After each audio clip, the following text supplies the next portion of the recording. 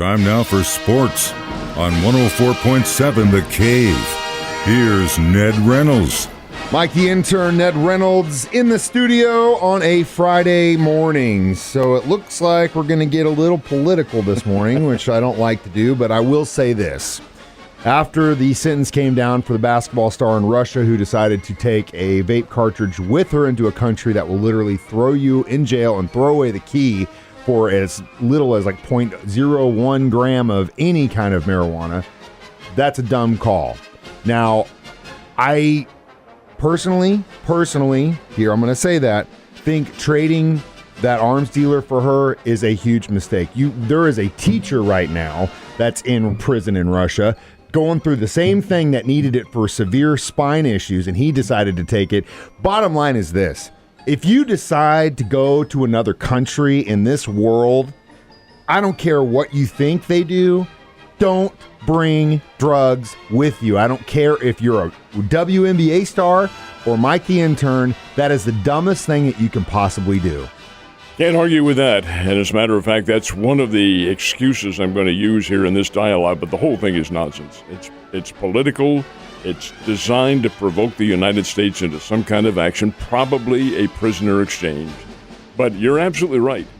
Brittany Griner, who we're talking about here, has played in Russia as a professional basketball player.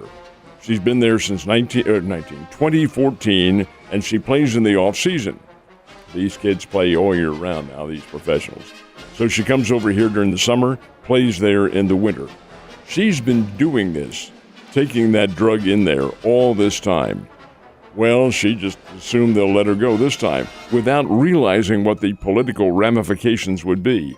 Well, that wasn't very bright on her part, and no, she should not have done it. But to put her in jail for 9 years, yeah, that's the stiffest sentence, but it's all done for a reason, all political, and that's how it's going to be worked out with some kind of prisoner exchange. It's also done for other reasons, too, in regards to Russia and their perspective of the United States and how we are broken down politically and racially. And I think that really does enter into the picture as well. But over and above that, I think the whole thing is nonsense, and I wish it were out of the news. It doesn't belong in there. I agree. I think it's stupid. Obviously, my personal opinion is I'm very happy, at least the state of Missouri is where it is with the whole legalization process. But again, Russia, other countries, don't try and take drugs out there. But I really think it would be a huge mistake for them to do an exchange because, again, not just in Russia, you've got thousands of guys that are in federal prison or prison here in the States for the same thing, and you're going to tell me they get to sit in jail in their own country, but they're going to make a trade for someone in another? Problem is, Mike, that the other governments know fully well what the situation is and how the public will react to that, and that's what they're basically doing. Yeah, well, it's stupid. All right, let's move on. Deshaun Watson, they are actually going to hear this case, aren't they? I love this, too, because Commissioner Goodell could very well have been the judge. He's not going to be. Yeah. He has appointed a guy who was at one time the Attorney General for the state of New Jersey, who happens to be a very close confidant of Goodell's from a New York law firm. The fellow's name is Peter Harvey, and he is going to hear the case, assuming that it comes to a hearing. Now, you say that because the players have until late this afternoon to appeal the appeal, and that would involve going to federal court and getting some kind of a mandate to overturn it for a while and another hearing and so forth and so on. If this is allowed to go without any kind of challenge from the players, I doubt that that's the case. But if it does, and the case is heard, no new evidence, just simply reviewing what happened and what the penalty was, you know it's not going to go well for Watson. You know it won't. This is all designed to get a longer penalty, probably a year.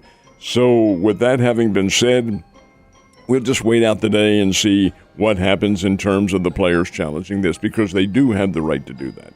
Do you think they're what do you like? What do you like the process the NFL is going through, saying, that's not good enough, we want more? Well, it backs up what the initial judge, the retired female judge from the federal court, what she said. The NFL reacts to public outcry. And that isn't right. That's not what you should do. Here's a perfect example. They're going back to back to a rehearing, which they have the right to do under the bargaining agreement. They have the right to do that, and because the public outcry has been, oh, that's way too lenient. Oh, you're right, it is. Let's rehear it again.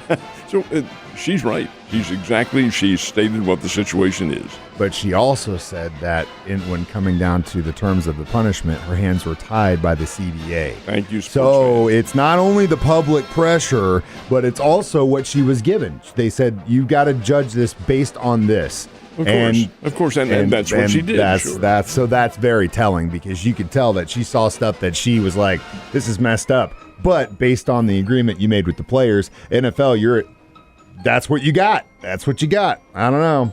All right, things are getting real saucy going into the weekend, Ned. What's your thoughts on the old game yesterday? Well, this was not a very good game, and you knew it wasn't going to be. Las Vegas Raiders, much better team than the Jacksonville Jaguars, or at least their scrubbinis are. And Las Vegas won the game 27-11. Las Vegas is pretty good. They know what's going on. Jacksonville didn't really offer any kind of defense at all in the game. First of all, the field was wet. It wasn't the greatest of all circumstances for a game, and the crowd was minimal at the very best. That's why I wish they'd go back to a different format for having this inaugural game. College All-Star Game was always such fun, but I know it's a thing of the past and it's not going to happen again, but there might be a different formula somewhere along the line. Anyway, it's won by the Raiders 27-11 last night, and not a very good game at all. No, it was a little boring. I was definitely interested to see the first rounder on the Jacksonville side, the end, and he did a little bit, but again, it's just a barely step over pad practice, So, but again, hey man, football's back, and I don't care. So it is what it is. It may have been kind of a meh game. I watched it, but I'll tell you right now, football's back, and that's all that matters. So the Cards and Cubbies got a chance to play a doubleheader yesterday. Did the Cardinals win both of them? They had to. In fact, they had to sweep that series, and they succeeded in doing that. Won the first game 4-3. That was the day game. And coming from behind to do so, won it with a base hit in the last of the ninth inning. 4-3 win. Second game was 7-2. The Cardinals beat the Cubs. They had to beat them. First of all, the Cubs aren't very good. They're a very mediocre, even if they fall into that category of mediocrity. They're just not a good baseball team at all. And the Cardinals had to beat them because the Yankees are in St. Louis this weekend, and the Cardinals, while they can certainly beat the Yankees, their chances of winning are a little bit less than what they were against the Cubs.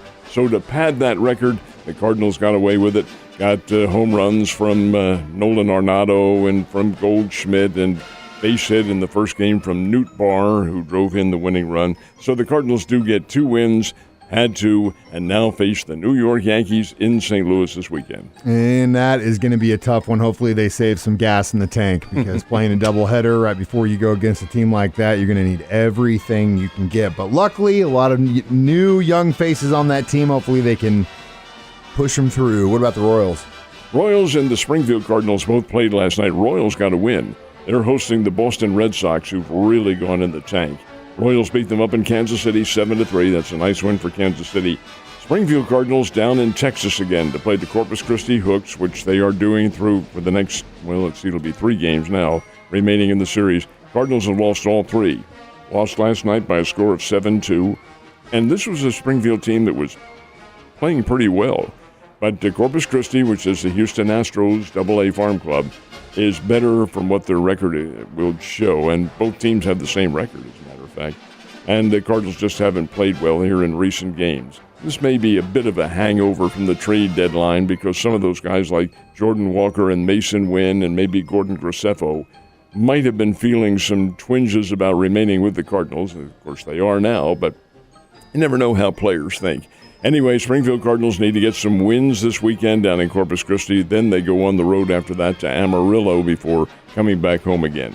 So a win for the Royals and a loss for the Springbirds. Yeah, well, you can't win them all, but you can win a nice hot date with Ned Reynolds tonight at the Missouri State University All Sports Auction. Ain't that right, baby? That ain't one of them. But it is the All Sports Auction tonight. They call it the Sneaker Soiree, but who cares? It is the All Sports Auction. This is a renewal after a several-year hiatus because of COVID. renewal of the annual fundraising auction for the athletic department at Missouri State. It's a big deal, folks, and some great auction items. It's all being done in the Hammond Center, the Hammond Student Center, which, of course, abuts the Great Southern Bank Arena, but that's not involved in it. It's the Hammond Student Center. Doors open at 5. The silent auction is already underway by then. You know, you bid with these cell phones and things like that. You can do that, and you can bid right there. There's also a live auction, and it'll be a biggie. That starts around 7:30. There's food, there's drink. It's a good time. It's what they like to call it is it's a fan-friendly opportunity for individuals to gather and meet with the coaches. I don't think any of the players will be there, although that's not necessarily a given. But the coaches certainly will be, and the fans of the Bears. It's a fundraiser because this is how you fund some of the lower-level athletic programs, which is what Missouri State is. It's a mid-major. Can't rely on the big attendance and the television contracts and things like that. That doesn't really play into the scheme of things at this level. It is fundraisers, and that's what they're having tonight. Big deal, starts at 5. Probably will end in the neighborhood of 9 o'clock, somewhere around there, but it's a big time and a fun time. Well, just make sure and give me a call when you are ready for me to pick you up after your hot date, Ned. You have a great weekend. I'll see you on Monday.